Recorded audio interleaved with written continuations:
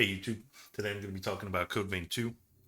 Before I go ahead and start talking about the game, I did want to give a little bit of background in terms of my thoughts on just Code Vein as a series. I actually am a pretty big fan of the first game. It's the last playthrough that I uploaded on this channel, and I actually played through the game twice. And without skipping any of the cutscenes, skipping any of the memory segments, I just think that the game is really good, and the story is pretty decent, and I just think overall it's just a very very solid game. So when Code Vein 2 was announced, I was actually very very excited. It's probably the game I was the most excited for to come out in recent memory. Um, and I even took time off of work to play it. And I'm very saddened to say that I think that Code Vein 2 is not very good. I'll try to explain my reasons why I think the game is honestly not even mid, like easily below average. But I didn't want to give that sort of summary before I get into the details of the video. Just like any of these videos, I'll start with talking about the positives. First, I'll just talk about the visuals. I think that you know the game looks pretty decent in terms of games that have that sort of cell shaded anime um, art style.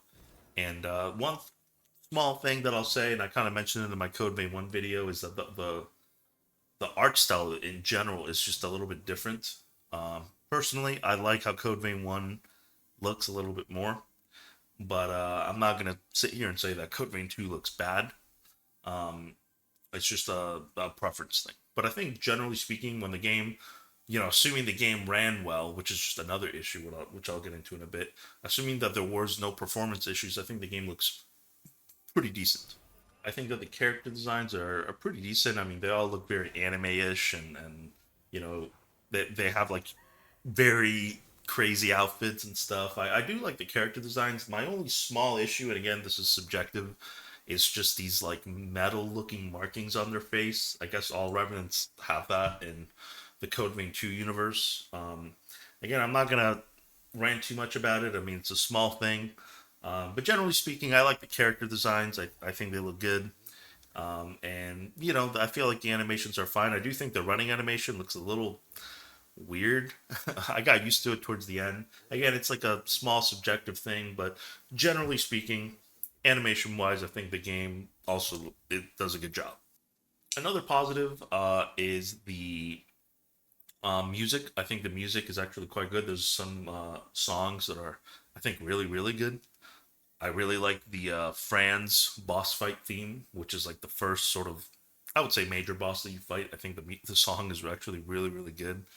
Like the Jose Phase Two song is also really good. I just think in general, the game has some pretty memorable songs. There are, because there's so much bloat in this game because it's open world. There are some battle songs that you'll hear a little too much, in my opinion. But overall, as a entire package, I think that for Souls like, I think that the soundtrack is pretty good. Another positive is sort of the weapon move sets. I'm pleased to say that they added two different weapon types to this game, but within those weapon types, some weapons will have varying move set. So it's not like every single one-handed sword has a unique moveset. That's not the case, but there's like two or three. I'm just guesstimating here, but each weapon has like two or three, maybe four, like moveset variants, which is nice. Some weapons even have like different jumping heavy attacks, which is also really nice. And it's hard for me to get into this first because it's kind of tied to a negative, but I will say that each weapon sort of comes with built-in gifts or skills. So sometimes you will find a weapon in the open world that will have like a gift that you haven't found yet, and it's kind of tied to that weapon. So I feel like that just kind of gives the weapons a little bit more, you know, individuality. I guess that makes them feel a little bit more unique. Even if you have two weapons that might share a moveset in the three to four movesets that that weapon type may have, that weapon might have access to or might come with a gift that that you don't have yet. So you kind of, if you want to use it, you have to use that weapon. Another thing that makes the weapons feel a little unique is sort of the different burden values and I forgot what it's called, but basically there's the weapon burden that applies to, to like your regular stats like strength, dexterity, constitution, etc., etc. And then there's the other. It's like four different things. I forgot what they are, but and that's what determines what gifts you can equip. Again, this is kind of tied to one of my negatives that I'll talk about later. But to continue on with the positive aspect of this system is that it makes the weapons feel a little bit more unique. You might find a weapon that might be kind of um, might be kind of shitty, but it would have like a much lower burden of use, and vice versa. You might find a weapon with like really good scaling, but it has like really high burden value for a given stat. Another positive that I have, and this is where people might already start disagreeing with me, at least the people that really like this game, is the bosses. I actually do like the bosses quite a bit, at least the major bosses. If we're counting every single thing that has a boss health bar, a lot of those are just going to be regular enemies repurposed as bosses.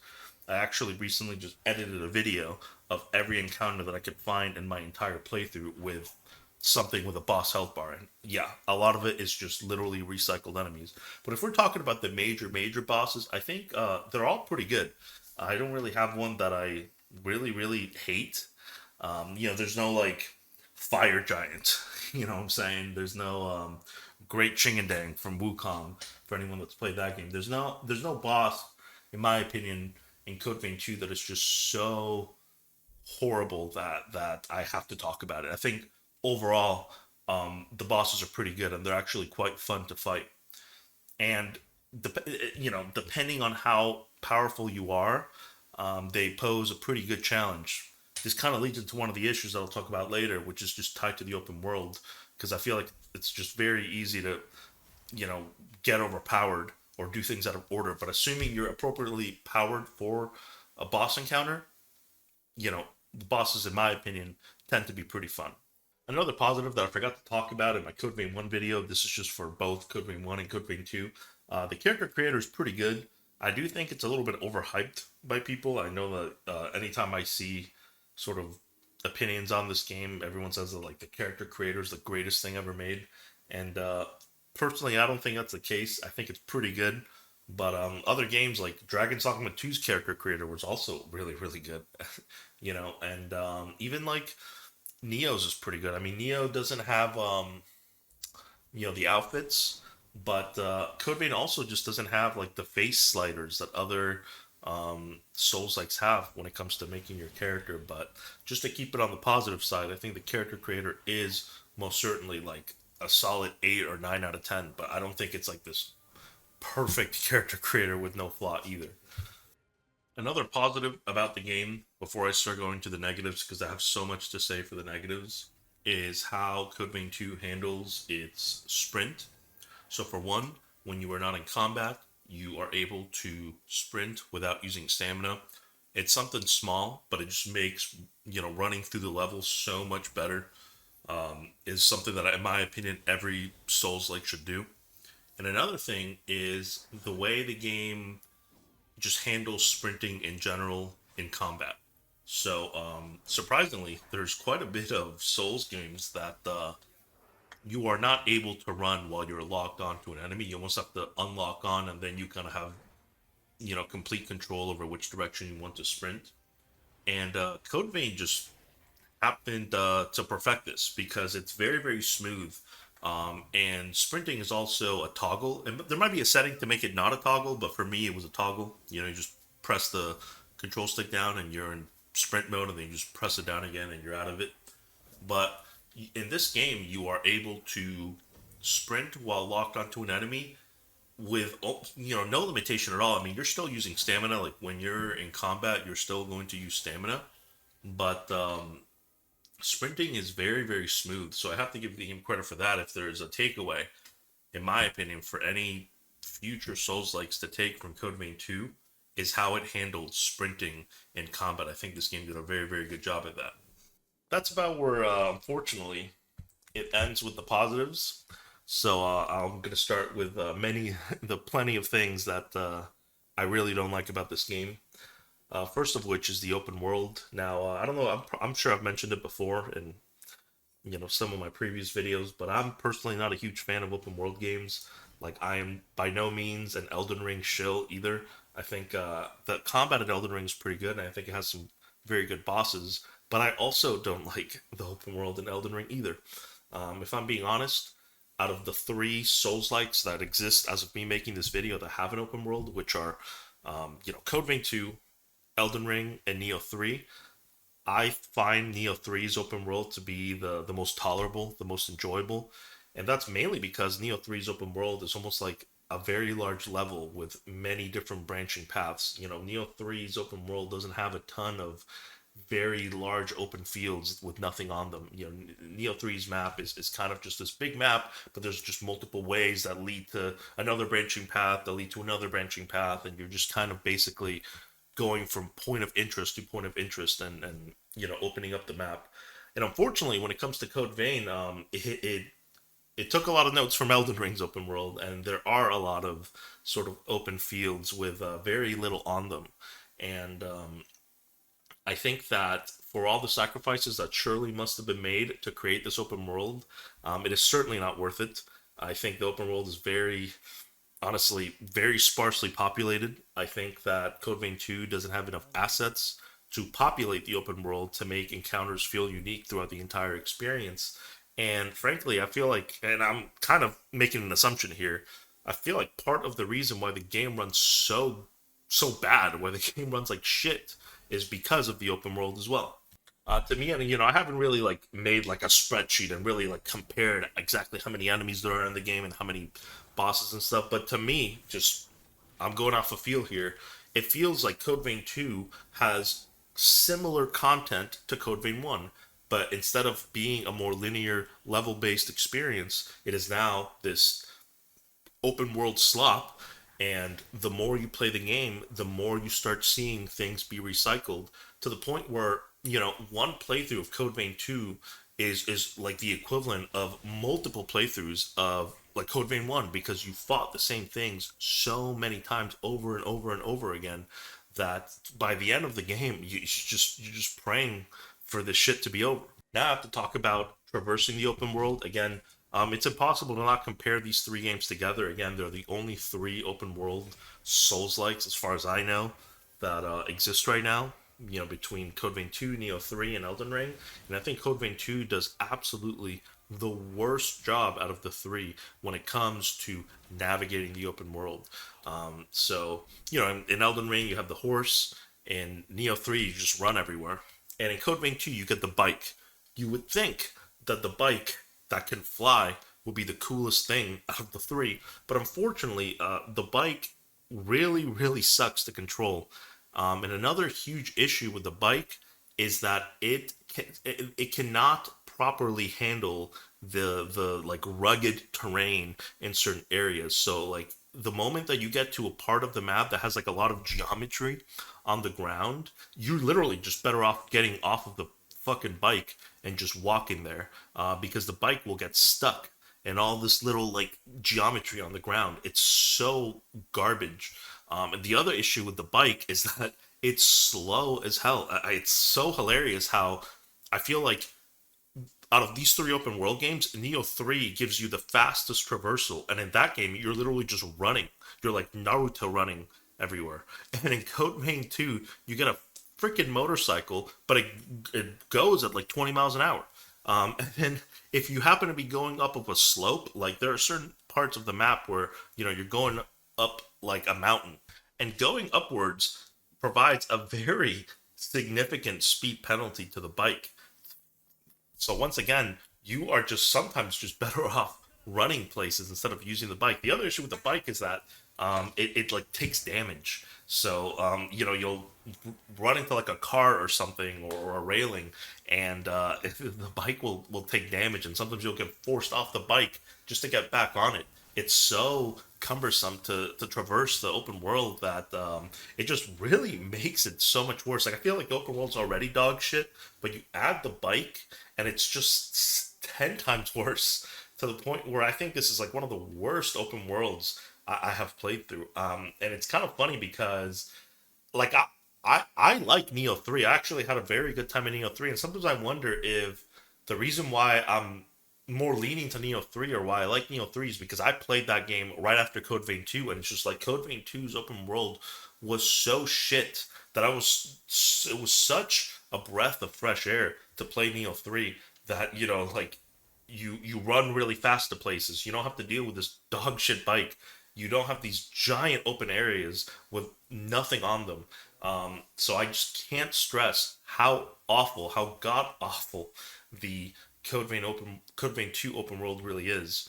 The thing is that there are sections of Elden Ring that I think are also in some ways worse. So just to give a little bit of perspective here, like I found the first area of Code Vein 2, so Sunken City, to be decent. Now, to be fair, I'm still not fully jaded on the game in Sunken City. It's the first area of the game. You're still sort of finding new things. You're finding new enemies. Um, but for example, I find that Sunken City, right, in Code Vein 2, is better than Mountaintops of the Giants, in Elden Ring. Like, Mountaintops of the Giants is complete garbage, right?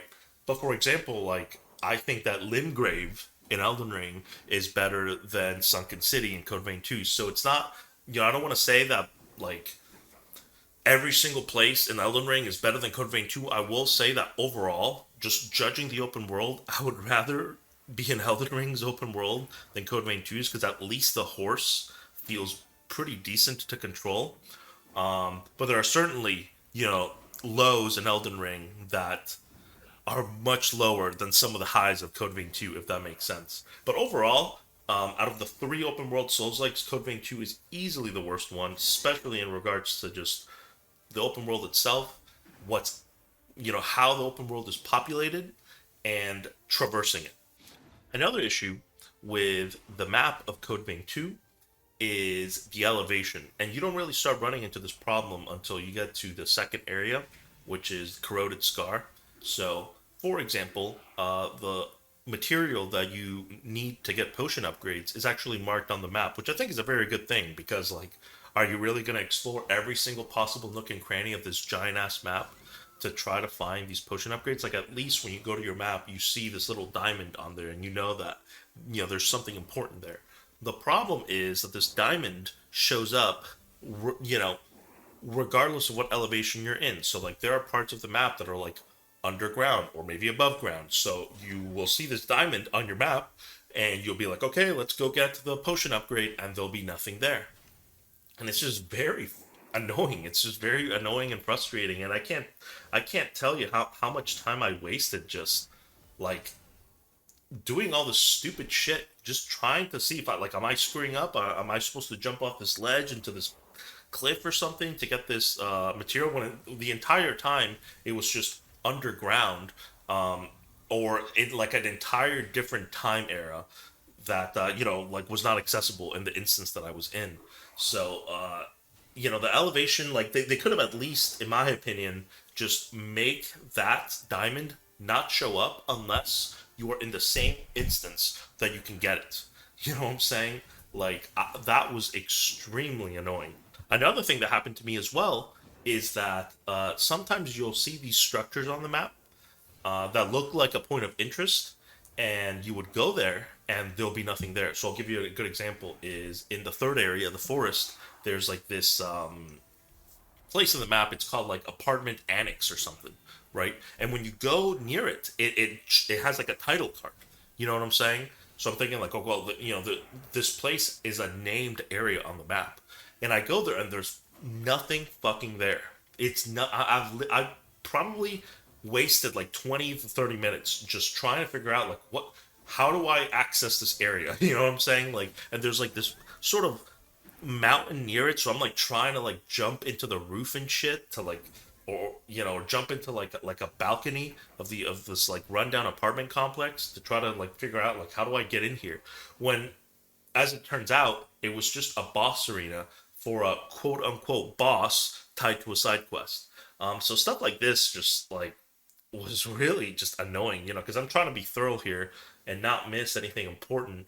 When reality, like this, point of interest is just like an arena for some shitty fight that you'll do later.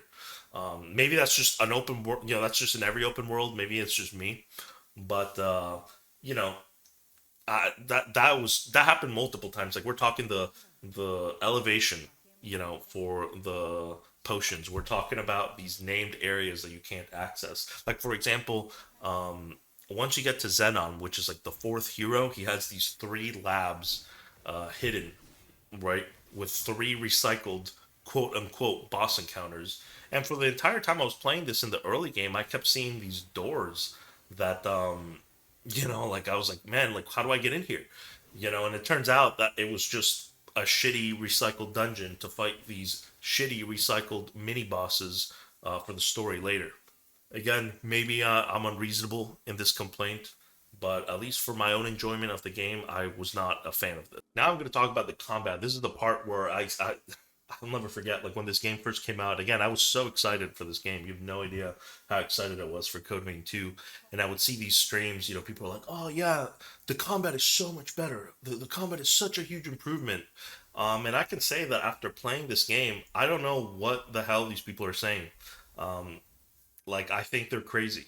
I feel like the combat is worse in just about every possible way than in the first game. It's hard to know where to begin with all of my complaints with the combat in Code Vein 2. I'll start with the roll. Now, keep in mind that there has been a patch for the game that basically like nerfed all the enemies and like buffed the hell out of the player. So the game has gotten even easier. I should have mentioned earlier, I think this game is extremely broken and unbalanced. And they've somehow made it even more broken and unbalanced after the patch. So again, I played the game before the patch. I'm probably never going to boot up this game again until I guess when the DLC that I paid for comes out. I guess I'll play the DLC, but I don't see myself ever replaying this game ever again. But going back to the roll, this game has one of the worst mid rolls in any Souls like I have ever played. So you have your heavy roll, your medium roll, and your light roll, right? And for most games, it's pretty straightforward. What determines what role you have, or like for example, in Neo's case, your agility stat, and it's just how heavy your equipment is. But this game does this weird ass thing where um, I'm trying to remember. I could be wrong in certain things, but basically, what determines what role you get is like your stat burden. But the thing is that the way the game is set up, 99.999% of the time, you're gonna be stuck with medium roll. I think to get heavy roll, you have to like overburden like two or three stats, which whenever you overburden a stat, you get like a significant penalty most of the time. So you almost never want to do that. I know there's some blood codes that buff certain aspects of the player when you're overburdened, but I feel like generally speaking, like 9 out of 10 times, 95% of the time, you don't want to overburden on anything, right? And then to get light roll, I'm pretty sure the requirement is you have to none of your stats, not a single one of your stats, can be um, over half of your burden. So let's say your total like your given stat. Like I'm just gonna give an example. Like you have 20 strength. All right. Um, your strength burden needs to be less than half. But that's for every stat. So I'm not even joking. I don't think I was able to get light roll naturally throughout the entire playthrough. It's like I don't even why even bother having it. I just feel like you would basically have to use like a real like one of the broken like there's these like broken weapons, not broken, but I forgot what they're called, but there's these weapons that are like worse than most other weapons, but that they have a very low burden. So I feel like you would have to use this really dog shit weapon and sacrifice a ton of damage just to be able to get light roll. So as far as I'm concerned, like light roll doesn't really even exist until you get the spell that lets you get to it, essentially, which you get it pretty late into the game. So for most of the game, you're stuck with this medium roll, and it's really, really, really bad. It is complete garbage. And what ends up happening is, you know, I guess I need to talk about Forme for a second, or the defensive Forme. So there's offensive Forme, which I'll talk about later, and defensive Forme. And for the defensive Forme, you have like a bunch of shields, and then you have some like evasive skills. So one of them is basically like a dash. It's looks really similar to the light roll in Code Vein 1. It's literally just a dash that you move in a given direction. To be you do find this kind of early, but basically before you get this defensive forme, you are stuck medium rolling, and the medium roll is slow and sluggish, and it just feels like shit. It just feels like shit to use. And part of the reason why I feel like a lot of people, myself included, got completely wrecked by the first boss, which is Franz. Franz the Dejected, I think that's what he's called. I forgot the. He's Franz, you know. And this boss is actually really hard. And it's not even because his moveset is difficult. It's just because your roll is complete dog shit. Okay, so he's pretty aggressive. He's an aggressive boss, which I have no problem with. It's just that your roll is not good enough to deal with some of the attack strings that he does. So it makes this fight needlessly difficult. Which leads into another problem with Code Vein 2. I feel like this is one of the most poorly balanced Souls-likes I've ever played. The best way I can describe it is in one sentence, which is you in this game, you feel extremely underpowered, but you are actually very overpowered. I've never played a game like this where I feel like you as the player are actually Thanos once you get to like even the mid game, but you still feel like you're underpowered. It's weird, you know. When you look at something like I don't know, Sekiro. Base game Sekiro. I know Sekiro has like the hard mode, but if we're talking just base Sekiro, you are also quite overpowered in that game. You have a revive. You have no stamina. You can literally sprint forever.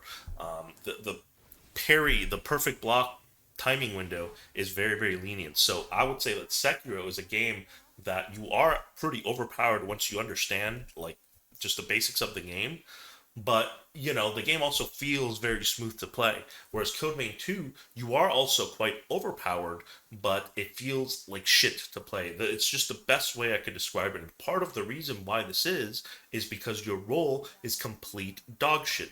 And the defensive forme that is a parry is very similar to like a Dark Souls parry. So what I mean by that is, when you look at games like Kazan or Lies of P or Sekiro, you can pretty much block just about anything. Like if you time your block properly, you can block any attack, right? Whereas when you look at something like Dark Souls parry, there are certain attacks that can be parried, and there are certain attacks that can't. Now again, I could be wrong. I didn't like test every single move in the game, but I'm almost positive that the parry defensive forme in this game cannot parry every attack. So when you're trying to use it, you're kind of just like you have to like experiment. You have to go and die 50 times. You're like, okay, can I parry this attack? I've tried parrying this attack, like 7 times, and it's never worked once. So I just feel like the parry is like kind of unsatisfying to use. I'm not saying it's bad or anything like that, but I honestly only used it in the Franz fight. And pretty much the moment I got the defensive forme that gives you that dash is like what I use for 99% of the game. I got into this whole tangent, and I was originally talking about the stats, so I'm gonna circle back to that. Um, the way that they've made this game work when it comes to the blood codes and the gifts, I think, is so terrible that the best way I can describe it is just annoying. And to sort of make my point, I just have to talk about how Code Vein 1 worked. I feel like Code Vein 1 was very easy and basic to understand. It's like you get the blood code, you have 8 skills available. You have 8 slots for whatever skill that you want, assuming you just meet the minimum stat requirements. So like there are some buffs that require, I don't know, B mind. So yeah, if your mind stat is not B, you can't equip that spell. But in Code Vein 1, you can switch blood codes and skills at any point during the game. Like you could be mid dungeon, hell, even mid boss fight, switch to a different blood code, switch to a different skill if you're fast enough in the menu. Honestly, it was a beautiful system. And again, you have 8 slots to work with. In Code Vein 2, since the gifts are no longer tied to the blood code, you, for whatever reason, the only place that you can equip your gifts is in the checkpoints. So if you are mid dungeon, for example, and you want to switch gifts, well, you can't. You have to be in the checkpoint to do it. Why? Why does it work this way? I have no idea. Another thing with the gifts is that they are almost like, what's the best way to describe it? They're almost like runes in other games. They're like a an item that you have a quantity of, right? So let's say you have like an attack up gift. There's no gift called attack up, but let's just pretend that there is one, and you equip it to your sword, right? Um, if you want to equip that attack up gift to something else, you either have to unequip it from that sword and equip it to the other weapon, or you can duplicate it so that now you have two of them. So I think the system is such dog shit because it's basically like I never duplicated a single thing one time, right? And I just feel like this system is just there to be annoying. Because once again, you can just unequip it from your first weapon and equip it on another weapon. So the only thing that duplicating does is it just makes the game less annoying to play. Um, I think the system is just so obtuse and dog shit. Again, like just going back to Code Vein 1, literally mid dungeon, you can go from a strength build using a two-handed sword, and in less than a minute, 30 seconds, you can switch your weapon, equip a different blood code, equip a whole set of gifts to it, and boom, you're ready to play. And the beauty of Code Vein 1 is that it like remembered your setup. Like it remember the skills you had equipped last time you had that blood code, last time you used that blood code. So in Code Vein 2, it's just like anytime I switched builds, it was just such an annoying pain in the ass. Um, you basically have to unequip all of the gifts that you're using on one weapon, equip them to the other weapon, which now leads into the other issue that I have with the game, which is the limitations on what gifts you can equip for the weapons. Just have to look this stuff up because I couldn't remember the different sort of stats, but I guess they're called forma builds. So each weapon has like four different forma numbers, which are reliability, handling, conversion, and conductivity. And each gift or forme, I guess they were called gifts in the first game. So whatever you want to call them, has almost like a cost for each of those given um, stats, right?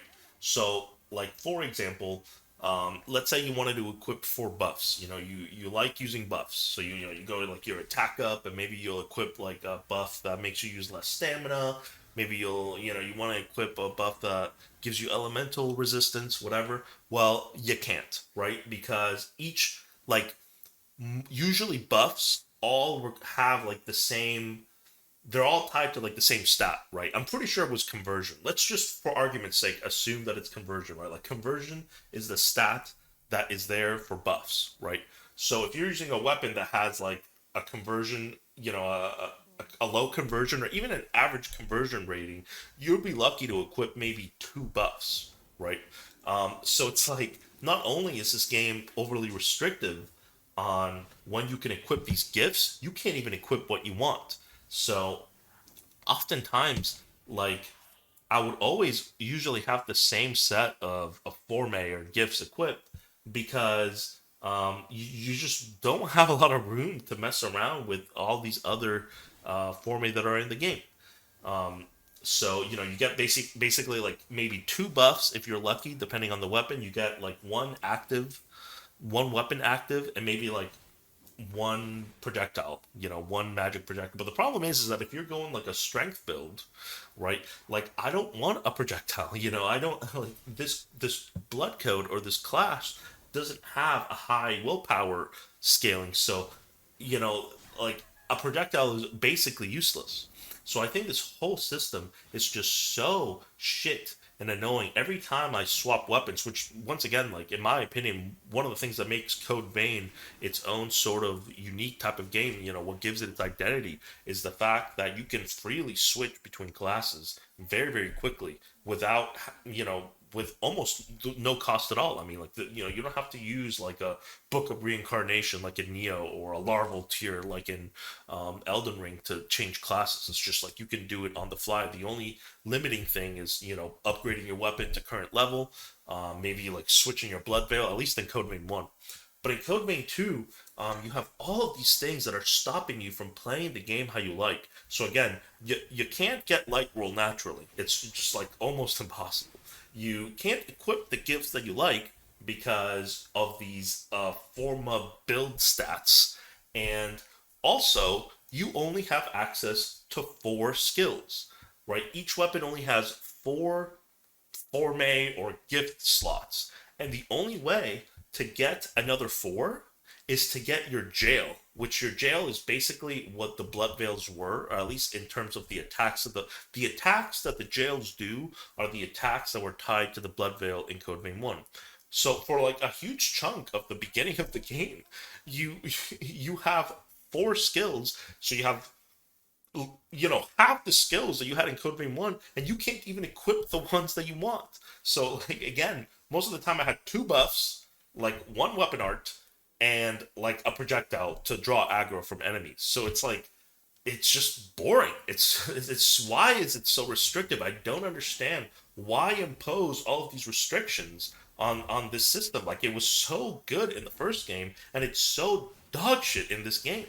Okay, and the funny thing is that once you get your jail to +11, it's like +11 or +12 or some shit. Like it's like half of the upgrade tree. Like basically at a halfway point of the game, you can equip a second weapon. And once you do that, you now have to deal with the burden stat for that second weapon, which now I have to talk about the burden. So the blood codes in this game don't have any gifts tied to them. Like they don't have any skills tied to them. It's just it determines your stats, and they have like these passives, right? Just I don't think this is not going to be a blood code that exists. I'm just using an example. So let's say you have a blood code that says, if your strength burden is 10, you know, you do extra damage. It's just like very basic, right? So what it means in a strength burden of 10 is that if you have 20 strength, you need to have like 10 burden free to activate the passive for that blood code. So again, like when you are putting like a build together, you have to try to meet these burden requirements so you can activate the passives of that blood code. B, you can't equip the gifts that you want because you are limited to the Forme equipment load of that weapon. And C, you can only equip 4 skills anyway. So going back to when you finally unlock that second weapon slot, is that you're gonna have to equip some like weapon you're never gonna use. You're probably gonna equip some like dog shit, like broken weapon. Like broken as in like there are these weapons. Like again, I keep forgetting what they're called, but they're basically like think of it like a broken straight sword from Dark Souls. There are like these like relic weapons or something that are just like have really shit scaling and do really bad damage, but the burden for them are very low, right? And these weapons are basically like buff sticks. Like the only purpose of the second weapon is for you to be able to equip a couple of more buffs to buff yourself in combat, right? You might equip maybe like a spell or something. But I'm pretty sure, and I could be wrong on this, but I'm pretty sure that if you equip a weapon with like for example, like a bad willpower scaling, your magic will do less damage. Don't quote me on that. I just vaguely remember equipping a spell on like one of those shitty weapons that has a very low burden, and my damage being complete garbage. But I'm not gonna, I'm gonna leave this with like a disclaimer. I could be wrong. I'm not gonna look it up. But for anyone that might know, feel free to I don't know, put it in the comments or something. But essentially, you know, this second weapon is just an extra piece of equipment for you to equip more gifts, which are usually going to be buffs. Um, and the thing is that it's just more annoying to use it in Code Vein 1. Again, in Code Vein 1, you had eight skill slots, and they were so easy to use, like, control-wise, like, using any one of your given skills was very fluid, and it all worked so well. But in Code Vein 2, you almost have to, like, switch to this other weapon, which, like, has an animation. There's an animation from switching from one weapon to another. So it's like you have to switch to the other weapon, then do the animation of the skill that you want, then switch back to the other weapon. It's just so annoying and garbage. Why? I don't know why it works like this. What were they thinking? Why is the system just built to limit you when I feel like the positive of Code Vein is giving you the freedom to like do whatever you want. You know what I'm saying? Like I feel like that's what made Code Vein so fun. Is just the ability to truly customize your build, and they've just put so many like roadblocks and limitations on what you can do that like again the game just gets boring. It just gets boring because you can't make a cool build because you can't just equip 4 buffs if you want. Your conversion stat is overburdened, and then you might have this weapon that you might want to use, but like the burden on it is too high to activate the passive on this blood code. Um, the thing is, man, is that I played this game on PC, and I've said it on other videos. Like, if there's something that is a huge time sink that is just there to waste my time, I will use Cheat Engine to save myself the time. It's just like I'm not gonna sit here and waste time doing this boring, non-value added grindy activity.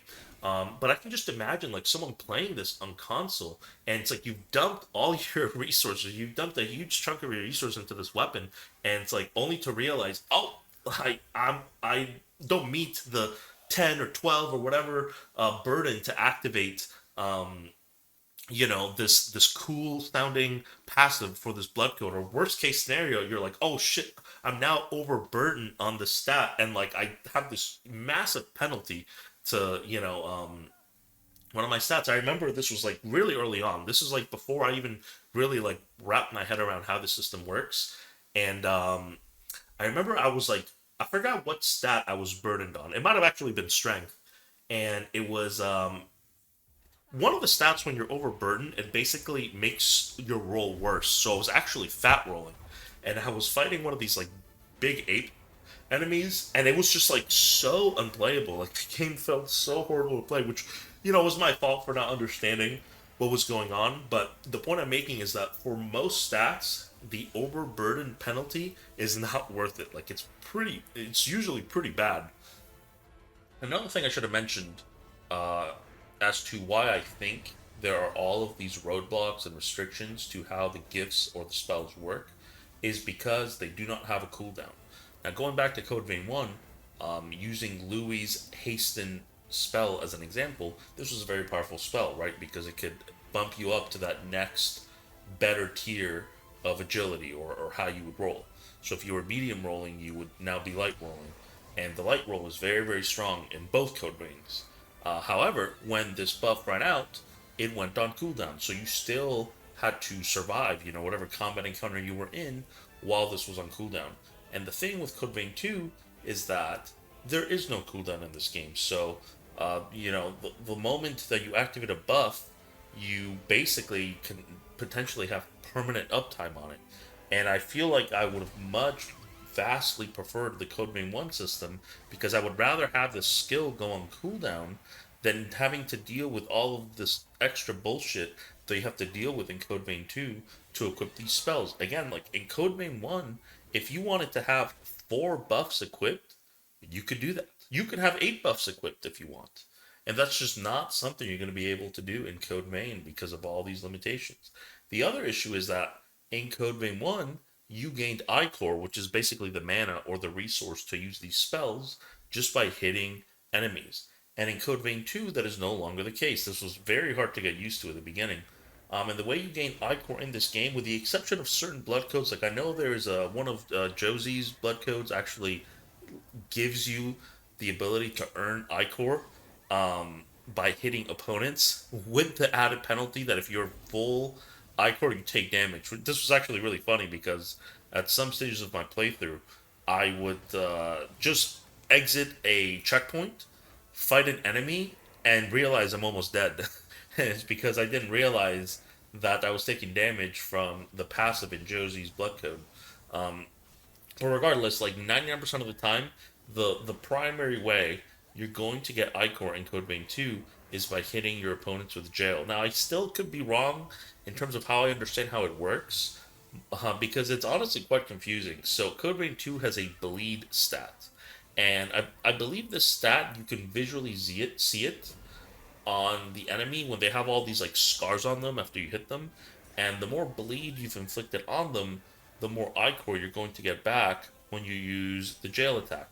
And maybe I'm a complete moron, but this is something that took me a while to realize. So in the early stages of the game, I would be zero Ichor, and I would try to hit an enemy with jail, when they have no bleed on them, and I was gaining like one Ichor, and I was sitting there thinking, what the hell's going on? How come sometimes I get a ton of Ichor and sometimes I don't? Again, you can make the argument it's my fault. I'm just kind of trying to explain how the system works. Um, because going back to Code Vein 2 and how you gain Ichor, they've now made it even more cumbersome to gain Ichor. It's like everything in Code Vein 2 is almost more annoying to do, and I feel like part of the reason why that is because gifts or forme or whatever you want to call them don't have a cooldown. So they have to put all this other stuff because otherwise, if you can just gain Ichor like you did in Code Vein 1, you would literally be a god in this game. I mean, think about just being able to use any skill in the game with zero cooldown. It would be completely broken. And just personally, I think that Code Vein 1 system is much, much better.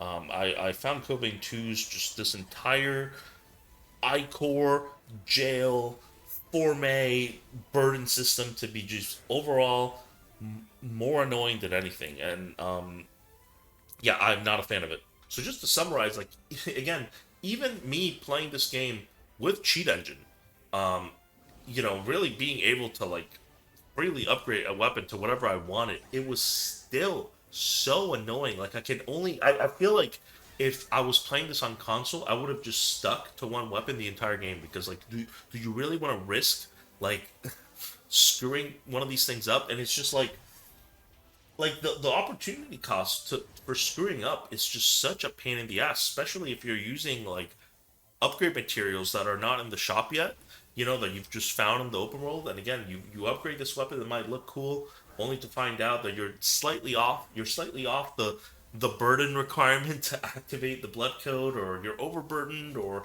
you can't equip the buffs that you want because your conductivity or your conversion or whatever are freaking overloaded.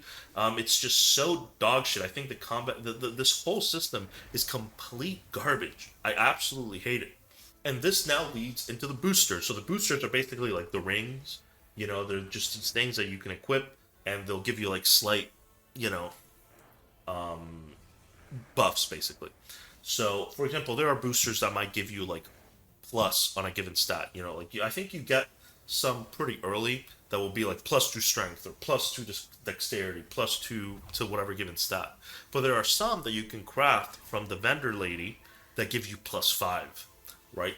But to craft them, you need these materials that drop from the enemies.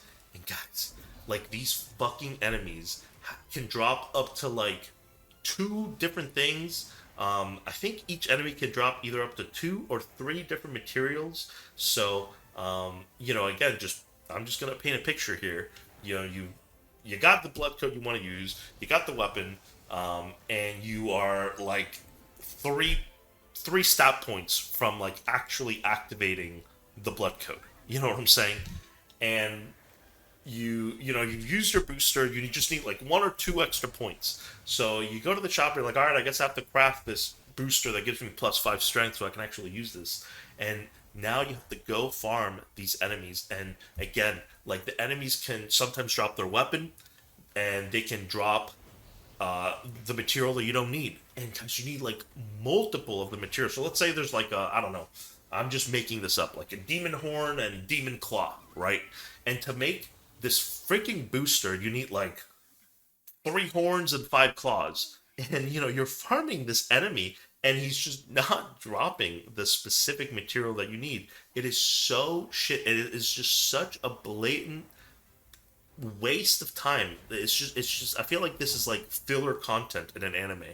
Um, to the point, I think this is where I first booted up Cheat Engine. This exact same scenario happened to me. I feel like I played through like about half of this game without Cheat Engine, and then I was like, I'm trying different things out, and I'm like 2 points off from meeting like the burden requirement to activate this blood code, and I saw like that I didn't have the materials required to craft this stupid booster. And yeah, like I just literally used Cheat Engine to edit the material because I'm not about to go and farm this shit. And the funny thing is that there were I forgot there were some things I was trying to farm. I think it might have been weapon drops. Like there's this rune blade enemy that drops one of the rune blades in the game, and this was like decently late in the game, and the only way to get this specific weapon is a drop from this enemy, and I had the cheat engine script running where it was like a damage multiplier, so he would die in one hit, and the um, cheat engine script that would guarantee a drop. And I still had to kill this stupid ass enemy like 10 to 15 times to get the drop because he would just keep dropping the wrong thing. And I was just sitting there like, I can't believe I'm doing this. Like, this is the dumbest thing ever. And I feel like this is just a recipe to just completely screw up the game balance, right? Because if you are sitting here farming materials or farming for a weapon drop, you're gonna just have this excess, this giant excess of souls or haze. I forgot what I think it's called haze in this game. Whatever the currency that you use to level up, and there's only like so much, like um, upgrade materials you can buy until eventually you're just gonna start dumping that shit into levels, and I feel like it could lead into you just becoming over leveled because you've spent so much time farming all of this garbage, and it's just so bad. I absolutely think this whole system is complete trash. It's like if you want to lock the booster behind a mini boss or something, I'll be totally cool with it. But the fact that you have to go and farm these materials, and oftentimes, like to make a booster, you need materials from two different enemies, and each enemy drops like two of that material type. So it's like you could literally spend hours just fighting the same godforsaken enemies, hoping for this drop. And the thing is that the game has so much recycled content that you're going to be fighting these enemies 5 million times anyway. It's like how many times can you fight the same enemies, man? Hundreds of times. It is just it's complete trash. It's one of the worst systems I've ever experienced in a Souls game. Now, circling back to that topic where I mentioned that you are actually extremely overpowered in this game, but you feel underpowered, I'm going to talk about some of the things that, in my opinion, are quite overpowered. Some of the offensive forme just do absolutely absurd, like comically absurd amounts of damage. A good example is the sort of samurai sword. That's what I call it. I forgot the exact name for it, but it drops when you beat the Jose boss, and it basically has like a timing element to it where you hold the button, and if you release it at the right time, you'll get a powered up version of that attack. If you master the blood code that you get from beating like the first version of Jose, and you take it to the Lavinia character, she'll give you a booster that buffs that samurai sword attack. And guys, I shit you not, like this. If you get the timing, like if you get the maximized damage from the timing, and and all you have to do is just have this booster equipped, you're doing like 30% of like a boss's health with one move. I remember I was fighting like one of these like bullshit mini bosses, and you're gonna fight 700 times in the game. And I was like, oh, I'll use the samurai sword, and I used it. And when I saw the damage, I was like, what the hell? Did I just do like 40% of the boss's health, 30% of the boss's health with one attack? Like, what the hell is this? I very quickly stopped using the offensive forme. They just seemed very, very broken. And the thing is that I kind of have to talk about how I played the game. So I played the game basically without the summon. So you can assimilate your partner inside yourself so that they're not out in combat with you, and you'll get a couple of like stat buffs. So I played basically the entire game with the partner assimilated, and so that was like the first restriction that I imposed on myself to try to like have somewhat challenging experience. And then I was like, well, I can't use the samurai sword because it's literally doing like 30% of a boss's HP with one attack. So I very quickly stopped using that. So for a huge chunk of the game, I barely even used the offensive forme. I would sometimes use one if I unlocked a new one just to see what it did.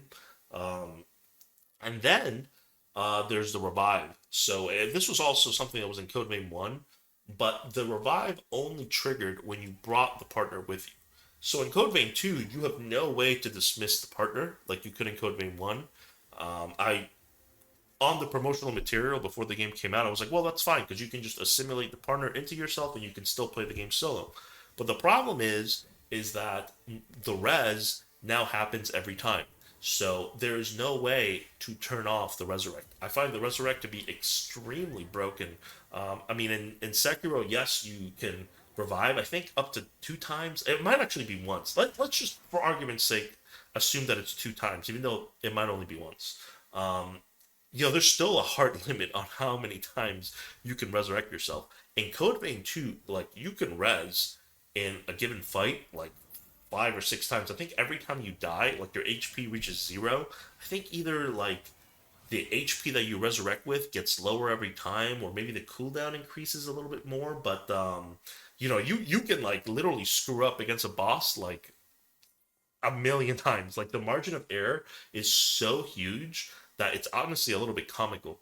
And the other thing is too is that most people, at least just based on videos I see on YouTube, play with the partner out in combat with you. So it's like you have an NPC who is doing damage and taking aggro that can revive you I'm gonna say over five times in a fight. And then you add the offensive forme that do like 30%, 40% of a boss's health, and it's just like this game is completely broken. I mean, like, it is just the most broken thing I've ever seen. And the funny thing is that in the late game, like I, there was a point in the late game where I was like, yeah, like I feel like I'm Thanos. Like my health bar is absolutely insanely huge, and you know, uh, even not using the res. Expanding on this topic a little bit, I still don't fully even understand what turned me into Thanos exactly because there's a lot of variables that it could be. What I suspect that it is could possibly be all of these passive buffs that you find throughout the open world. So when you're exploring the open world, you find these sort of crystals, and if you activate them, they'll give you a buff for that given area. And I'm still not even sure if I should have even used those because you can actually turn them off, which I can appreciate. It's honestly kind of hilarious that you have the option to turn off these buffs from these crystals, but you can't turn off the resurrect. But go figure. But my point still stands that even with all these limitations, even with the partner simulated, with not accepting any resurrects, with not using offensive forme, for the second half of the game, for the late game of Code Vein 2, you truly, truly are Thanos. I was taking very little damage. It was weird because if you even look back at even the first boss with France, he basically two shots you. He kills you in like two or three hits. And some of the bosses I was fighting in the late game, they would do not even a quarter of my health with one attack. So it's kind of hilarious that there were certain bosses that I would fight and just be hit 10 million times and it just wouldn't even matter because you just have so much healing and I was taking so little damage that it really didn't force me to learn the fight. There's still certain fights in this game that I was never really forced to learn because I was just too powerful. My character just had I don't know if it was a level thing, was I too high level, or are all these buffs from these crystals in the open world, are they all just compounding into making me almost invincible? I'm still not even sure what caused it. There's just such a huge margin of error. And I'm not saying the game needs to be like Neo 1, for example. Like Neo 1, there are many things that would just literally one-shot you. Even like regular enemies could one-shot you. I'm not saying the game needs to get to that level, but the thing is that I'll probably put some gameplay on the video here. There are certain bosses where I'm getting hit every 3 seconds, and it doesn't even matter because I have so much health and so much healing that even not using the res, uh, I'm still Thanos. Like even not using the res, not using the partner, not using the offensive formate, like I'm still extremely overpowered. And just to quickly talk about the resurrect, the way I played the game, which was basically if my hit points, if my HP reached zero, I would basically purposely just stand there and let the boss kill me. I didn't do this in the overworld. I couldn't be fucked to go and do the level again. Um, Honestly, by the halfway point of the game, I just wanted this whole thing to be over. But when it came to bosses, I did make sure that if the boss brought my health down to zero, I would count that as a death, and I would start over from scratch. And the thing is, like I said, even not using the res, like I still feel like I was way too overpowered in this game. Um, and I think there was one fight very early on where you fight this Runeblade enemy, where I did use the res. I don't know if I was like fully committed to restarting when my health got to zero, but so I didn't end up restarting that fight. But you fight that enemy so many times that it doesn't even matter because there's like 5 other fights where I'm fighting the same enemy where I beat him without my health reaching zero. But yeah, like even imposing all these limitations, I do feel like there comes a point where you just become way too strong and you just steamroll everything. This kind of leads into another issue, and it's going back to the open world. Is how do I know like how what level I should be, like what power level I should be when fighting certain fights? I'll give you an example. This happened to me in my playthrough. So this is going to be a little bit of a tangent. So spoilers, I guess, obviously spoilers. But when you get to the basically the end of the game, like the last area of the game, um, I guess I need to start. I need to go further back. After you do each character's like past version of the story, they leave this fading bond, which you can basically choose to do or not do. And if you do it, it just you go back to the past and you kind of like redeem the character lore wise. I don't know if I'm describing it right, but it's just like a a way to complete that character's story before the end game. And the thing is that if you don't do these fading bonds, when you get to this last part of the game, the three sort of hero characters are like, they were never like sort of saved, so they're like these emo versions of them. I don't know how to describe it. Like to put it, just to give you an example, like in one of these, Lyle loses his arm, right? And if you don't do the fading bond, when you get to this last part of the game, that will be a version of Lyle with like this prosthetic arm, right? And there are specific blood codes tied to these sort of versions of the main companions, and I really wanted to get them because these are very easily missable. If you do the fading bonds before you get to the ceiling spire, which is the last area, you will miss out on these sort of specific corrupted hero blood codes basically, and some of them are actually pretty cool. Like for example, going back to Lyle, Lyle's blood code has this passive where it lets you like equip a two-handed sword, but you have a one-handed sword moveset. And I really didn't want to miss these, so I basically did the three character storylines, but I chose not to do the fading bonds, right? Because I didn't want to miss these blood codes. So I did the three stories. I got to the ceiling spire. I got the blood codes, right? But now I have to. I feel like I have to reset the game. I could have screwed up here, but basically what I did is I got to the ceiling spire. I did the whole thing. I beat the boss for the second ending, right? And now I can work towards the third ending. Now, the third true ending requires you to do the fading bonds for the three main companions, which is, that's basically when I started doing the fading bonds. It was after I had gotten the second ending and beaten the, Soul Savior Valentine boss fight. And the problem is that there are, I guess, they're like hero versions of the bosses you fought in the past. So like when you, um, this is so hard to explain. I feel like I'm not even doing a good job at explaining it. But when you do a character's story, you fight this like corrupted version of them, right? Um, and when you do the fading bond, you fight like almost like a more majestic, uncorrupted version of that boss. And I feel like these bosses are kind of meant to be the highlight of the game, and they're much more difficult than the ones you fought up to this point. So I was actually kind of excited to fight them. But the problem is that I feel like because I did the Sealing Spire first in trying to get these blood codes, that I was just like over leveled as hell.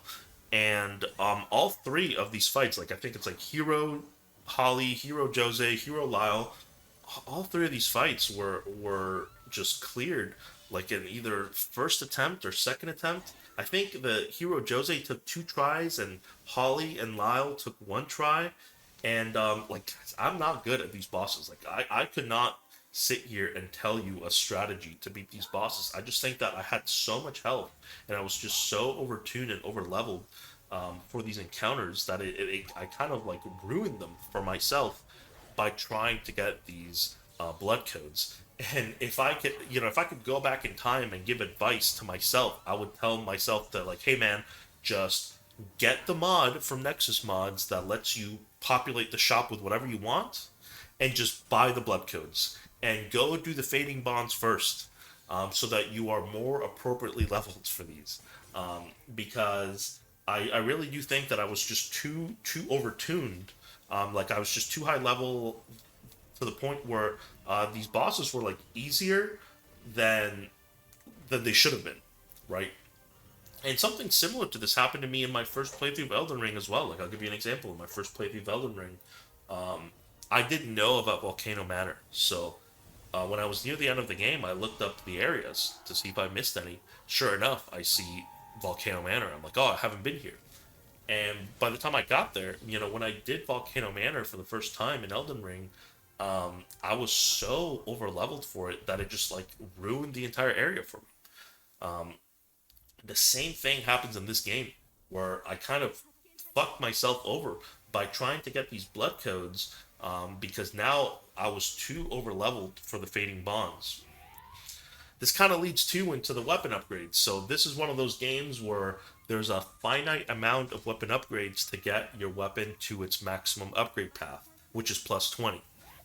So if you talk to all of the Jadwiga minions, which are like basically the shopkeepers in the game, and you've bought all the tokens, you can basically freely buy the materials to get all the weapons up to plus 18. But for the plus 19 and 20, that material is finite per playthrough, which I think is stupid as fuck.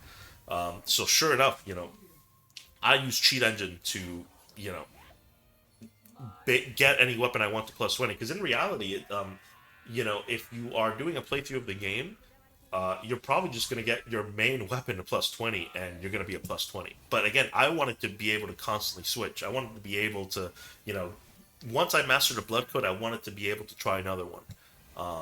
So again, once I got the materials to get one weapon to plus 20, whenever I would switch to another weapon type, I would also get that one to plus 20, if that makes sense. So it's not like I was, it's not like I was getting a weapon to plus 20 before I should have. It's just that the moment that I can do it with one weapon, I can do it with all of them. At least that's the rule that I played the game by. And again, you get these in the, I think it's called like the Luna Rapids. I don't know how to describe it. It's basically the final area for when you get the first ending of the game. So again, guys, like this is the first ending of the game. Okay, you can get a weapon at plus 20. And the way I understand it is the game is set up that you can get all three endings, but you get them in like an order, right? So first you go to the Lunar Rapids area, and you fight. I think it's called Hero Valentine, and then you go back in time, and then you can go to the Sealing Spire and go for the second ending, right? In which you fight Soul Savior Valentine, and then after that you can go and shoot for the third ending, which is the Save Loot ending, right? So the point is that unless you do these fading bonds before uh, the first ending, chances are you're gonna have a weapon at plus 20. Um, so basically this whole tangent is me trying to figure out like what went wrong in me feeling too overpowered for these hero fights, right? Is it because I had a weapon of plus 20? Was it because I was too high level? you know? Like, what was the catalyst for me just being too overpowered for these bosses, effectively almost ruining the boss encounters in the first place? And I can't answer that question for you because that's just the nature of these open world games. Is that I don't know how powerful I should be when fighting these bosses. Just using Code Vein 1, or even, I'm going to use Dark Souls 3 as an example. Like, in Dark Souls 3, when you go fight Vort, which is, the first boss in the game, like, the variance of power level that you can be is like, you can either have a plus 0 weapon or a plus 2 weapon, right? Unless you're like a psycho and you grind for 30 hours, yeah, you can overlevel yourself. But generally speaking, like the variance that people are going to be power wise when they get to this boss is very close to each other. Whereas when it comes to these open world games, like you can go do these fading bonds the moment that you do the first part of the story, and you could be like 40 levels behind, right? Like if I would have done the Lyle fading bond the moment that I could do it, like the instant that it became available, that Hero Lao fight would have probably been like one of the hardest fights in the game.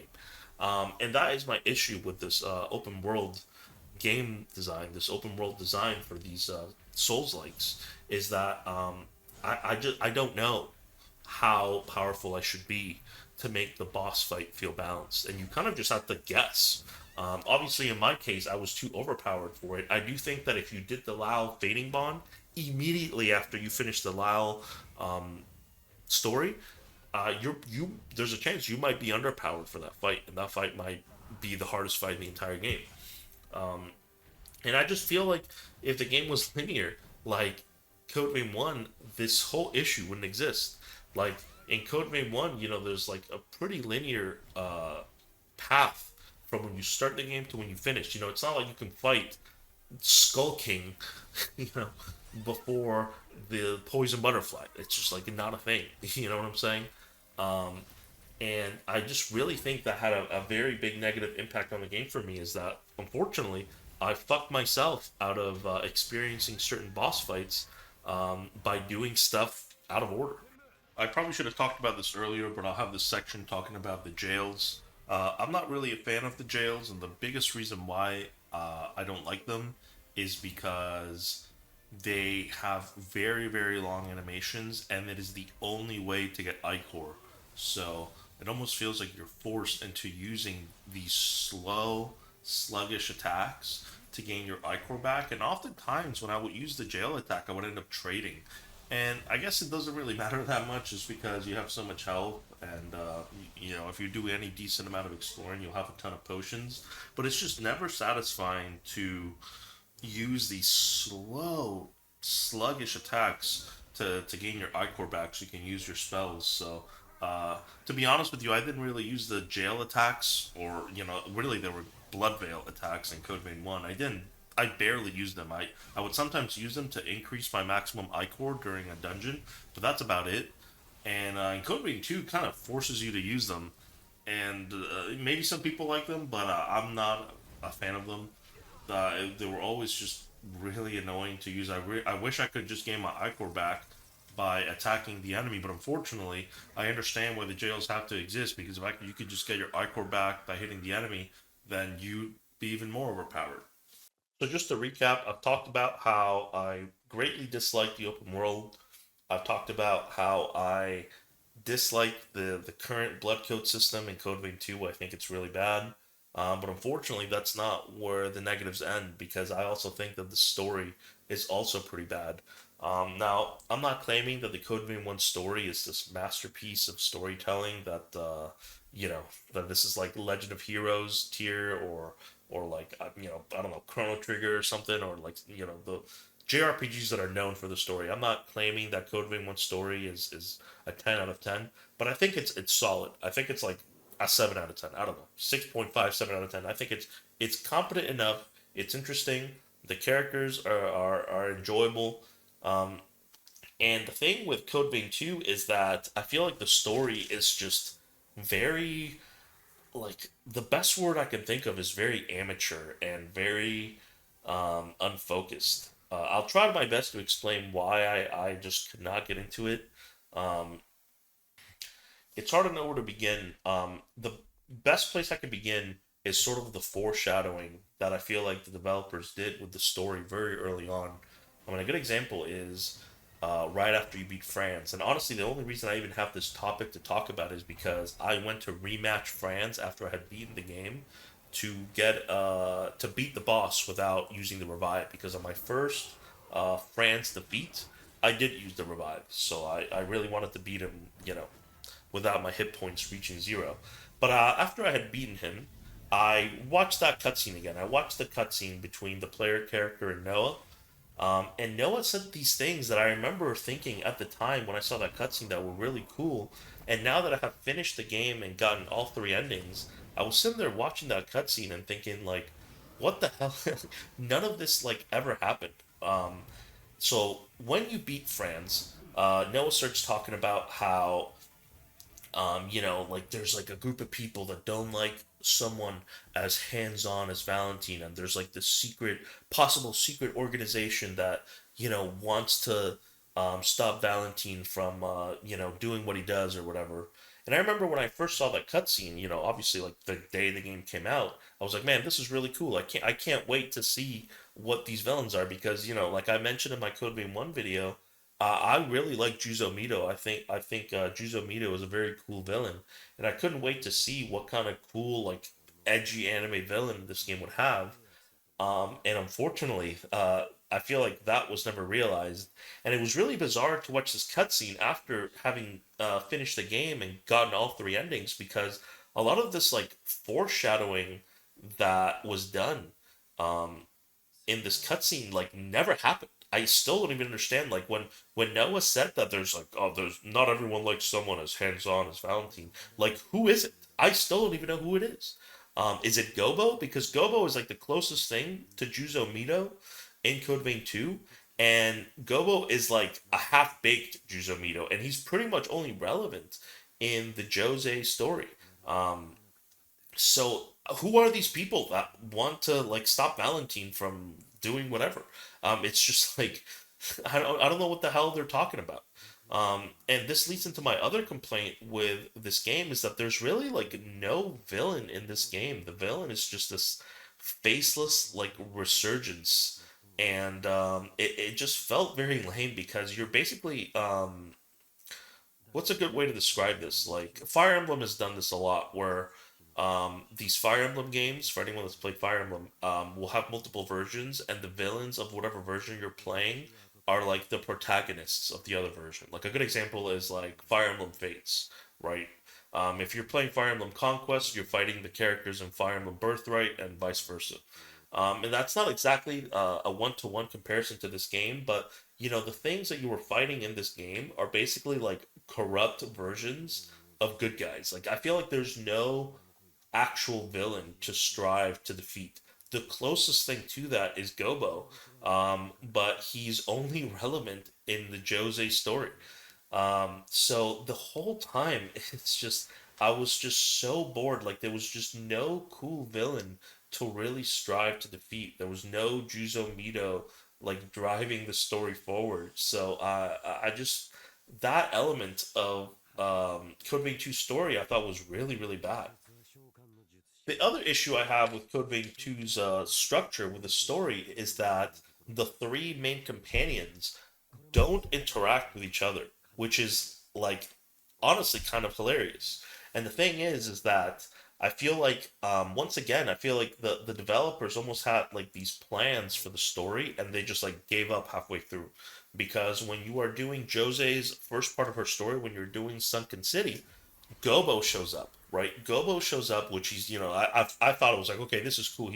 This guy's gonna be the Juzo Mito of this game, um, and then like Gobo and Jose are talking, and then Valentine shows up, and like Jose knows who Valentine is, so I was like so excited during this cutscene because I was like, dude, I can't freaking wait for this. Like all the interactions between these characters, like that's what I look forward to.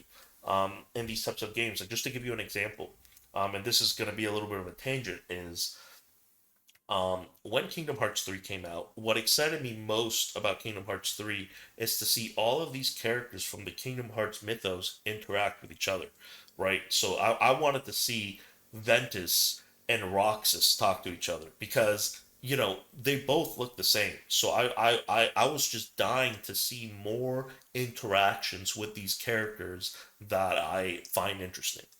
And that sort of connects to Code Vein too. You have these three main companions in Jose. You also have Jose's sister. You have Lyle, and then you have Craig, as well as Holly, and even like her father, Camillo, and Licorice. You have all these companions, all these characters, and one thing that was exciting to me is I wanted to see all these characters interact. Like I wanted to have a squad.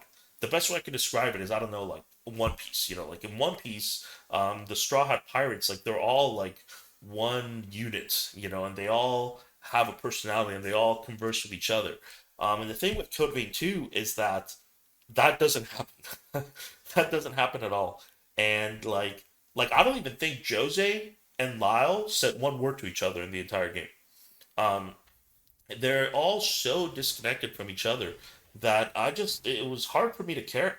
And it was kind of funny because like at the very end of the game, like I'm talking like very end of the game when I was doing Craig's side quest, Holly spoke to Craig for like a second. It's like, oh, I can help. I can help you get out of the wheelchair. I can help you walk again. And Craig was like, oh, cool, thanks.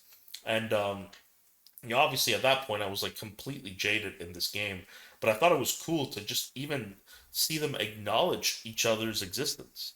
And that's not something that happened with the other characters. It's like all these companions talk to you, the player, which is like boring as hell, by the way, because the player character is a silent protagonist. You know what I'm saying? Like you're a silent protagonist. It's you're not a main character.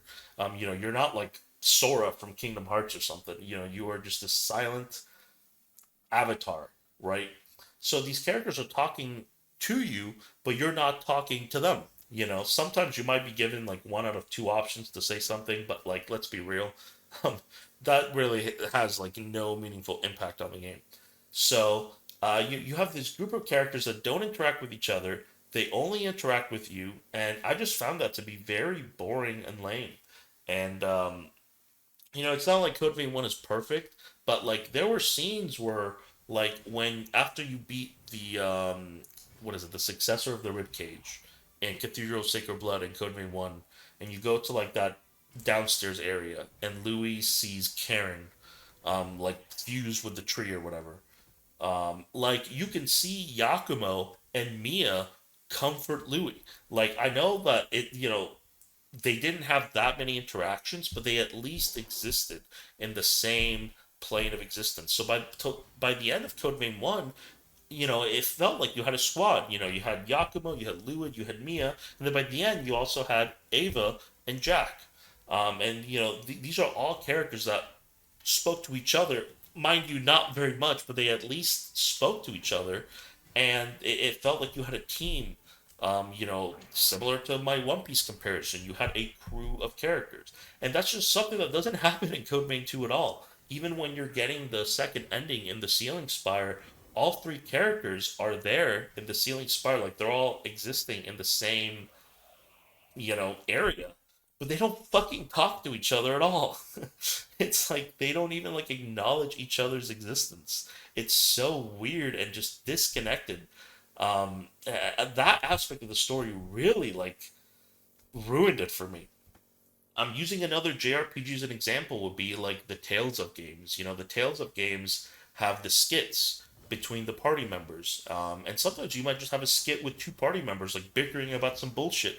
But that makes the characters feel more real and like part of a group. And that's just something that does not happen at all in Code Vein 2 unless it's the characters that are tied to the same sort of story. So yeah, like Jose talks to Lise and Craig talks to Lyle, but that's about it. You know what I'm saying? And Holly didn't even have like another. Holly had Licorice, I guess, but Licorice, spoiler alert, like disappears from existence after you finish the Holly Fading Bond. Um, so yeah, like the entire like character interactions in this game are like really dog shit and lame. And then you have Xenon. When they introduce Xenon, like, Xenon's kind of cool. You know, he's like really quirky and he likes dancing and singing.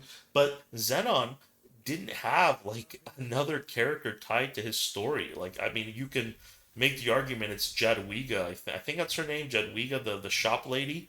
But they don't even fucking talk to each other. Like, they're both in Magmel in the past area, and they don't fucking talk to each other. Jadwiga, if you do her quest, she like mentions her father, which is Xenon, vaguely, but it's just like, where is the interaction? This is exactly what pissed me off about Kingdom Hearts 3, by the way. Like, when I, spoiler alert on Kingdom Hearts 3, or a small spoiler on that game, is, you know, when you, in the base game at least, I haven't played the Kingdom Hearts 3 DLC, but in the base game of Kingdom Hearts 3, Ventus and Roxas literally just nodded to each other. Like, I don't think they had one line of dialogue, even though they both look the same. Like, the reason Roxas looks the way that he does is because of Ventus. And how do you not even have a single fucking line of dialogue for these characters? And it's kind of the same thing in Code Vein 2. Like, how the hell can you not have like at least a cutscene with Xenon and Jadwiga? It's just like, why should I even give a shit about any of these characters, man? It's so lame.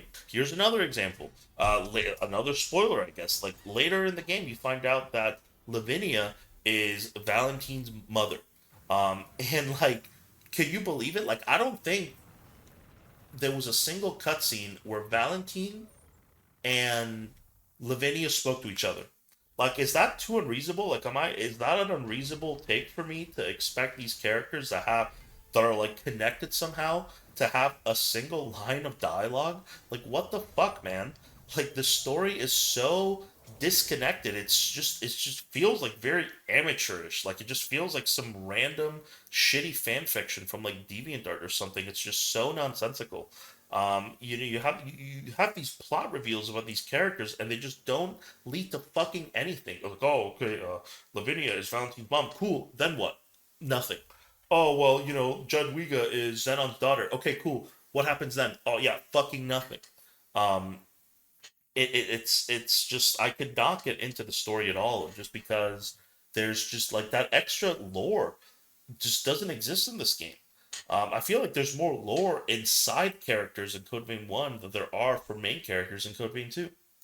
And honestly, even like looking at the main story for these companions, I really thought most of them were kind of lame as well. Like, and I might be misexplaining some of the details here, but this is just going off of memory.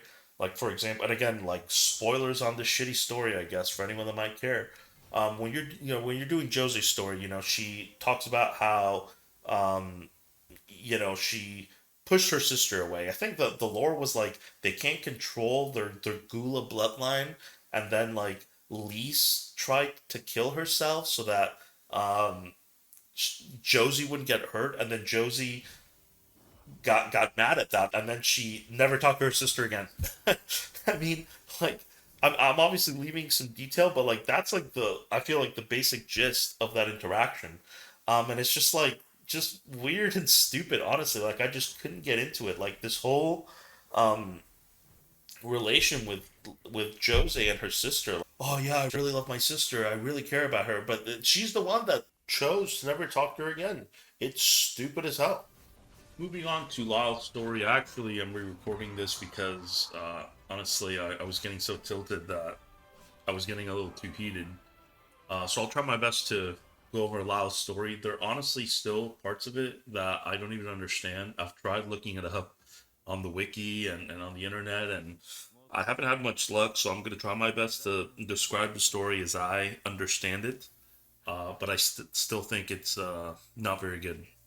So, uh, pretty much everything before the main castle in the center of the corroded scar feels kind of irrelevant, to be honest with you. It's just go to this place, defeat this meaningless enemy, etc., etc.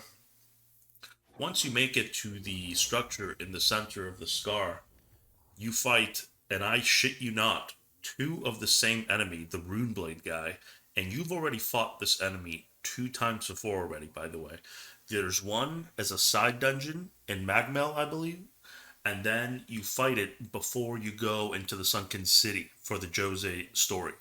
So now you are in Lyle's, era, and you fight this enemy twice in a row. It is seriously one of the most blatant recycles I have seen in a really long time, if not ever, for this type of game. Regardless, after you defeat the first one, um, he says he basically says something that to me, when I first heard that line of dialogue, I thought that someone in the chorus in the group that Lyle is in is betraying them, because he said something like, well, wait till you, why don't you ask your comrades of yours, or something like that. It basically to me sounded as in someone Lyle knew was is a traitor. But as it turns out, after watching the cutscene again, I'm basically re-recording this section because watching the cutscene again. So it turns out that these Runeblade guys were sent by Gobo because Lyle was turned from a human to a revenant, quote unquote, illegally.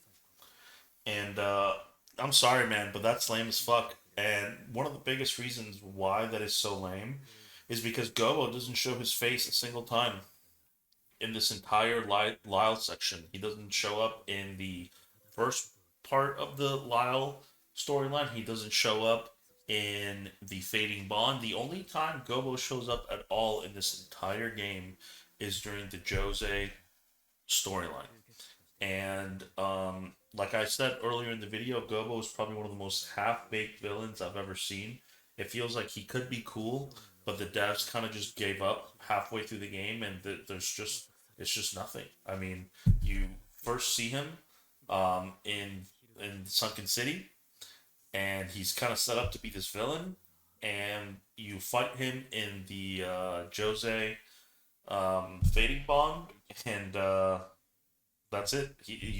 When you defeat him, he dies. So the thing is I was thinking like, well, maybe maybe with the DLC, this will be better. But I just realized that Gobo doesn't survive, as far as I know, unless they pull some crazy baloney, and it turns out he lived. But yeah, I just think this whole setup with the last story is just kind of stupid as well. I mean, so basically, what's going on is all these attacks on the chorus were because Lyle is a revenant, because he was turned into a revenant illegally. So then at the end, he realizes that he was the one putting everyone in danger. But then he says, "Oh, but I still want to stay with you, and I'm going to protect you all." And that's it, basically. So it's honestly pretty lame. Kind of how I mentioned that the Lao section is the only one where I felt a little bit emotional, and that was only during when you defeat the Lao boss in the Fading Bond with Craig, and just basically seeing like Craig's reaction to Lyle disappearing was probably like the only time I felt even like a little bit of emotion in this game. But otherwise, even besides that tiny part of the entire story, overall it's just pretty trash in my opinion.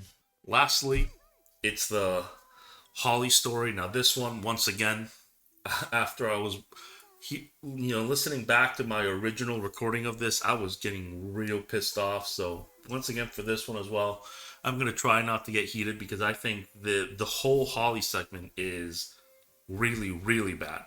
Um, Going back to the same complaint I've already talked about, uh, being the lack of villain in the story.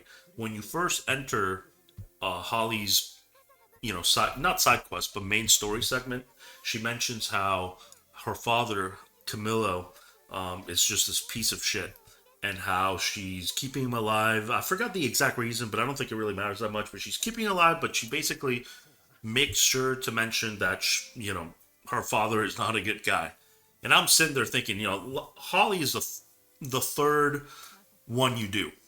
You can do them out of order, but I'm pretty sure the correct order in terms of power level is Jose, Lyle, and then Holly. So, by the time I got to the Holly area, I had already done the Sunken City and the Corroded Scar, so I was already, you know, very jaded on the game as a whole. So it's possible that maybe I'm just more critical at Holly's section because of that. But I honestly think that the whole setup for the Holly storyline is honestly stupid as hell. So once again, just going back, I was a little excited at the beginning because before you actually make it to the Holly past, the timeline of Holly, you actually get infected by like the Revenant, or not the Revenant, but like the monster version of Camillo. So in my head, I'm thinking like, wow, okay, so like Camillo's like the real bad guy because he's so evil that even his evilness can like transcend time and put this infection on you, the player. So again, you get to the Holly era, and she starts telling you that she's gonna cure you. And how does she cure you? By taking you to a hot spring. And these cutscenes are just very very cringe and very meaningless too. And just to point out, I'm a weeb. Like I am a self-admitted weeb. I like anime stuff. I like cheesy stuff. But these scenes are so milk toast and just again like meaningless. I've just met this character. She's already. She keeps mentioning that it's a date. Oh, let's go to the hot spring to cure you. It's a date, and it's just really cringe and lame. And it's hard for me to care about this character. It's the instant you meet her, she's immediately your best friend. So again, you go to these hot springs and eventually go to this cave. Generic ass cave with generic enemies, and then you get teleported out, and that's where you meet Licorice, which is the other companion for the Holly storyline. And then you got to do more meaningless filler garbage. Basically fight the same boss 3 times in 3 different locations, and then you fight Hero Holly, or like the corrupted Hero Holly, and that sort of wraps up the first part of her storyline. And then when you go do the Fading Bond, you actually find out, to my disappointment, that Camillo is like this really nice guy. He's this really kind-hearted person, and he loved his wife, he loved his daughter, and he's just the nicest guy ever. And I'm just sitting there thinking, this is the dumbest thing ever. So this whole thing is Holly being so stupid that she doesn't know that her father loves her. It's just really really dumb. I maybe there's multiple pieces that I'm missing, and maybe it's my fault. Maybe I'm the stupid one, but I found it very difficult to get invested in anything Holly related. And then the part where it got really bad, in my opinion, was the side quest, which I believe you can do after the Fading Bond. And basically, Holly's side quest is go fight 4 of the same boss. It could be 3, but I'm almost positive it's 4. So literally, just go to this area, fight this enemy that is you've already fought a million times already, and do that 4 times. And you get these memory segments for Holly. And the thing that really was like the final straw for me were these memory segments, because they were so terrible. And basically, to summarize them, is flashbacks of Holly doing cutesy cringe stuff when she was younger. And the one that really was just like this is it's cooked was the one where I guess she would upload these videos of her. I'm going off of memory, so I could be wrong in some of the things here, but essentially, she would upload something on the internet, and her fans, the people that saw the video, liked her voice, and they asked her to sing. So then she sang for her following in social media, and yeah, it was really lame and cringe. And you know what I liked about Code Vein 1 is that I feel like Code Vein 1 took itself seriously. So when you look at all of the memory segments of Code Vein 1, they all felt believable in the context of the world of Code Vein 1, which is, this dangerous place full of bloodthirsty revenants or whatever. So every story, whether it be, Carmilla's flashback with Mia and Nikolai, or Naomi with Davis, they all sort of exist in this Code Vein 1 universe, and it all makes sense. And all these flashbacks are almost shaped and impacted by the world of Code Vein 1. So going back to Code Vein 2, when we have memory segments like this that are, this cringe, almost like high school anime vibe. Like I like the vibe. I like those types of shows. I just don't think that it fits the story, or at least from my understanding, the world that Code Vein 2 is trying to create, right? Because in Code Vein 2, it is also basically a dying world that is under constant threat from this resurgence. So to get this memory segment that is just Holly singing and being embarrassed because you saw her memory of her singing, like what a waste of fucking time, man. I just really, really hated it. Again, this is subjective. Maybe there's people that thought it was funny or thought it was cute or whatever, but I thought it was seriously one of the worst things I've ever seen. It just, I mean, I was already like done with the game by this point, but this just made it so much worse. So, I mean, just to summarize the three stories, I think that all of them, all three sort of character stories are pretty bad. I find Jose's to be kind of boring, Lyle's to also be pretty boring with a bunch of plot holes, and then Holly's to just be the dumbest thing I've ever seen in a long time in an anime game. And this leads into an issue with, and it's honestly prevalent in all three of the main companions' stories. Is they have all of these. I don't even want to call them side characters because they don't even have names. But for Jose, it's the people in Sunken City. For Lyle, it's the members of the chorus. I guess for Holly, it's the people in the hospital. These are all characters that, like I said, don't even have names. So you can go speak to them, and I guess they can give you a little bit of extra lore, little tidbits of info. But it's hard to really get invested because uh, they're just meaningless. They're just ultimately meaningless. I understand that there are memory segments, even in Code Vein 1, that have characters that don't have names. Like, a good example, and I mentioned in my Code Vein 1 video, was the Masamune or Murasume, I keep forgetting what her name is, the shop lady, and how her squad basically sacrificed themselves to save her. And I mentioned in that video that I really liked that memory segment, but I feel like even those also faceless and nameless characters had a significant impact on one of the side characters in the game. And the issue with these quote unquote side characters, if you can even call them that, or just civilians, in all three of these areas is that they never have any type of meaningful impact on anything. They're like window dressing, you know. So at certain parts, like for example, when you do the Jose Fading Bond, and you see Gobo or Gobo's forces or whatever killing people in Sunken City, I can't care. I can't get invested or care because these characters are nothing. They're completely meaningless. They haven't done anything in the story, and I feel like it's like the devs want you to care because Jose cares about them, but they I feel like they haven't done a good job at making the actual player care about them. Now I have to talk about as a meme, I guess I might as well say my favorite character, which is Iris. This has to be talked about because I don't know what the hell happened with this character.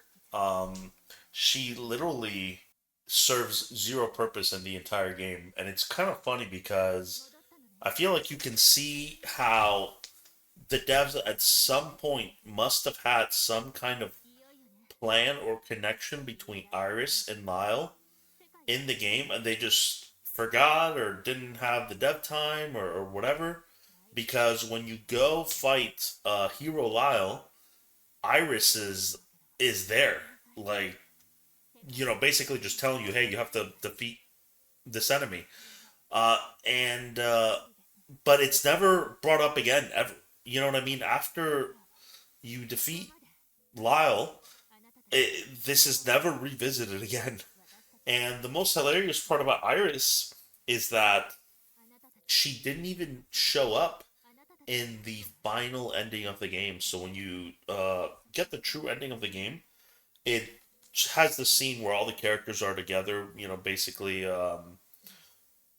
reuniting with Lou and the player character. And I mean, it has everyone. Like, I mean, it has Jose, it has Jose's sister, It has Holly. It has Lyle. It has Craig, Xenon, Lavinia, Noah. You know, Valentine, and Iris is missing, and it's kind of hilarious. And the funny thing is that um, in Lou's memory, like inside Lou's head, she has all these photo portraits of all the characters that you met along the story, and it has a portrait of Iris, right? But she didn't make it to the ending for some reason. So it's just meme worthy. What happened to this character? I don't even understand it. Maybe they'll redeem themselves in the DLC, but it's almost like they created this character. They had plans to do something with this character. They just said, "Fuck it, whatever, just screw it." And all you get is just this dog shit, garbage, milk toast ass quest with Iris and her friend turning into, one of the lost or whatever. It was just really cringe, stupid, and lame, just like everything else in this game. And yeah, I just have to talk about Iris because I think it's absolutely hilarious how they had this character creator but did nothing with it. I also want to talk about Valentine because I feel like this is a fairly important character to the story, and I feel like the developers expect you to care about Valentine, but I don't know how you could.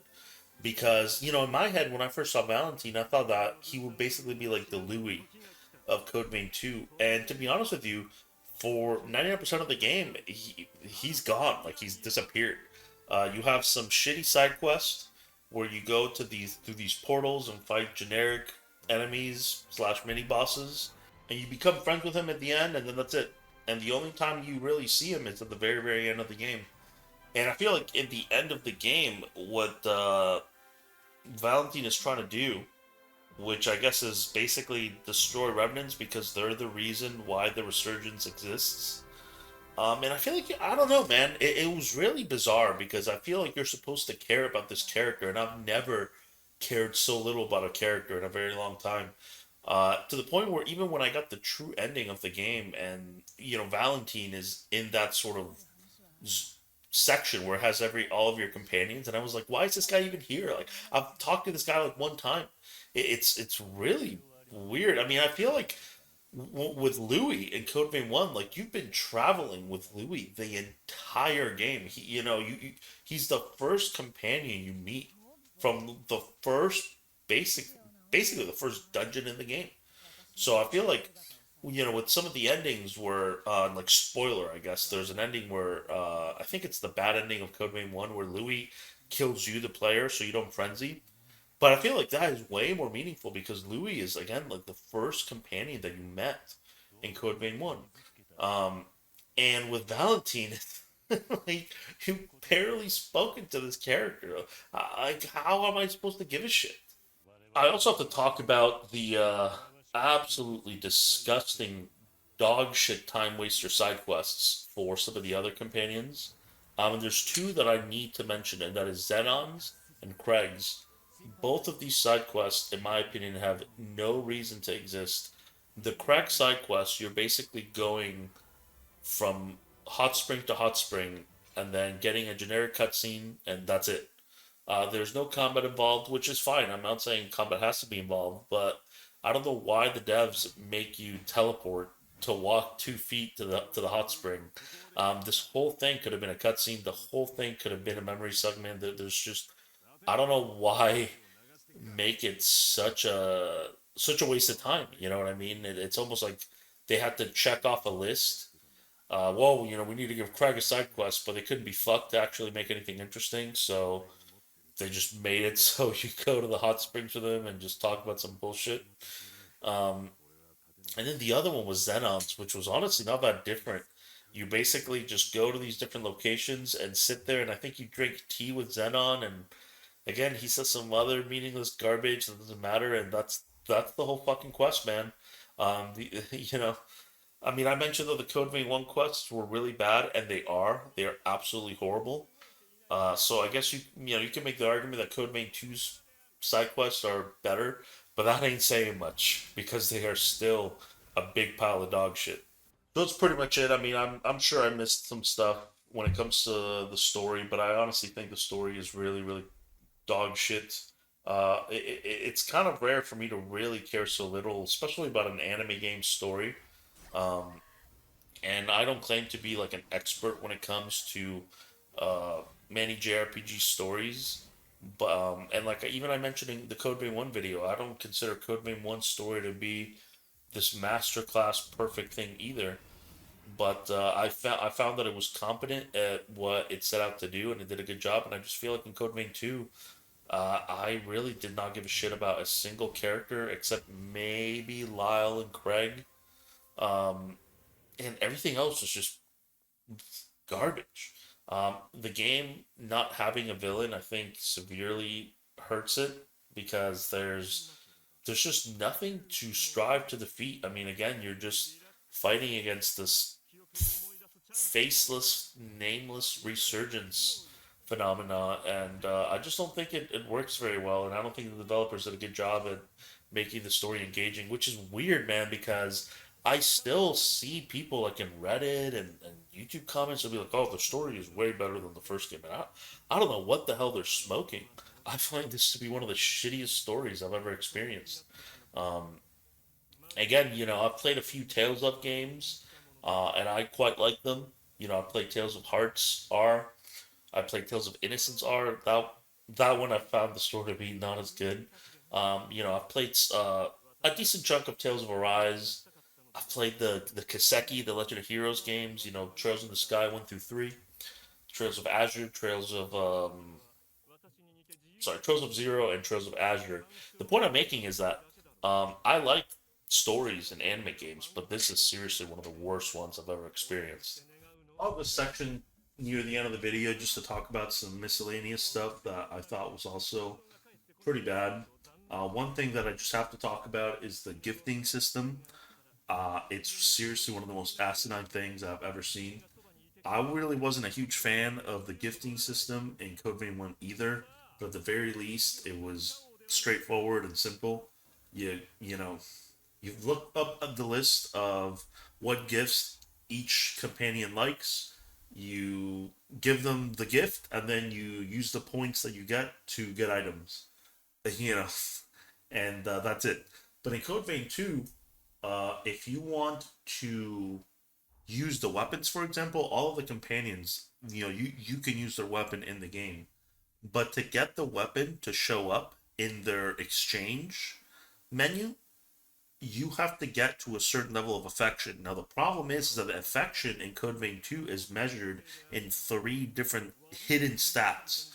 And I'm going off of memory, but there is the sort of quest metric, which is, I think it's tied to their side quest. So have you done their side quest?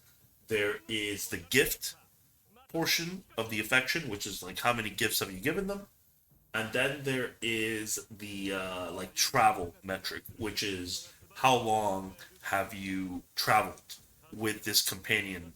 And it was funny because towards the end of the game, I was like, okay, let's try some of these weapons. Let's see how they are. And I wanted to try Iris's hammer. And you know, me being the naive person that I am, I was like, oh, how hard could this be? Just give him the gifts and then get the weapon, right?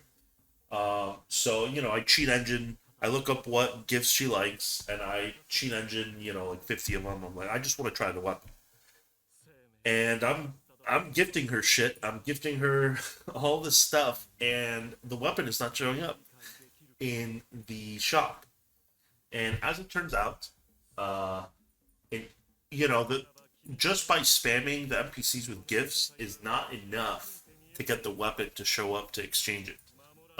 And guys, like I didn't travel with Iris, and the funny thing is really the only time that you can travel with Iris or any of these other non-main character companions, Iris, Craig, Lise, um, is in the free exploration era, right? Which is really just for side quests. So, just to sort of explain how I played the game, when I would get to a new map, I would explore the map before I move on with the story. So, using the corroded scar as an example, before I finish the Lyle story, I would first explore the entire Corroded Scar. And while you were doing Lyle's story, you can only use Lyle. Like when you go to the timeline of the main companion, you are forced to use them. So the only time that you can travel with these side companions, again like Iris, Craig, Lise, is in free exploration era. So basically, for me to try out these weapons, I would have had to just go into free exploration era and just farm for however many hours. And yeah, that's something I refused to do. So thankfully, there was uh, basically a mod in Nexus mods that let me just populate the shop with whatever I wanted. So I was able to just buy all the companion weapons and try them out. But yeah, the amount of work that the devs expect you to put just for the weapon, just for the companion weapons to show up is absolutely disgusting. This to me proves that developers have zero respect for your time as the player. I mean, this is quite literally one of the most time waster grindy activities I have seen in a long time. And yeah, it's complete trash. I briefly mentioned this earlier in the video, but I'm going to mention it again in this sort of miscellaneous section. Is how there's a finite amount of upgrade material to get your weapons to plus 20. So in a game, like I said, that is about switching weapons and switching builds. I don't know what the hell they were thinking, to be honest with you. Why is there a limited amount of this stuff? Again, for me, I'm just gonna use cheat engine, and that's basically what I did. Like the moment I could get one weapon to plus 20, I could get anything plus 20. But I can only imagine, like for someone that's playing this on console, it's like you really expect people to do an entire new game cycle just to get a weapon to its maximum upgrade. I mean, it's just it's ridiculous. I don't understand. Like I think this is a huge mistake, and yeah, I don't like it. Normally in videos like this, sometimes I'll have a section where I'll go over the bosses, but this video is already so long. And I already mentioned earlier, honestly, that I think most, if not all, of the bosses are fine. At least the major bosses. I'm not really going to count these mini bosses because they're basically just regular enemies. But despite what some people say on the internet, they say the bosses are too aggressive or whatever. I find the bosses to be fine. I think you, the player, are just so overpowered that if they would have made the bosses easier, I feel like the game would have even been more boring. So I'll just leave this here, like this section of the video, basically saying that I actually think the bosses are pretty good. They're probably the best part of the game, if I'm being honest with you. Last section, I should have talked about this earlier, but I just have to talk about the performance and a specific bug that was one of the most annoying things I've experienced in a video game. Just to talk about the performance, this game runs like absolute garbage. I have a 4090 64 gigs of DDR5 RAM. I think my CPU is an i9 13900K. So, I don't have the most powerful computer out there, but it's certainly above average, and it should be able to run anything at 1440p with no problems. So, again, guys, I didn't even run this shit at 4K. I ran this at 1440p, and it was still stuttering occasionally. There were still frame drops occasionally. So, there's really no excuse for a game to run this poorly. I also experienced several crashes.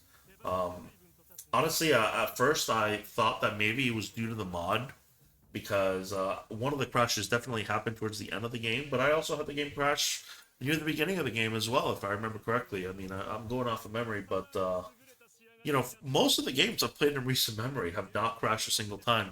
So to have Code Vein 2 crash like two or three times, I mean, it's kind of sad. Um, and then the bug that I ran into, so basically what would happen is occasionally the music in the game wouldn't load. And again, first when I realized what was happening, I thought it was maybe the mod, but this 100% happened to me as well before I, put the mod to change the outfit of my character. So sometimes, you would, like for example, this happened in one of the Holly story mini dungeons, I guess, where it was just completely quiet.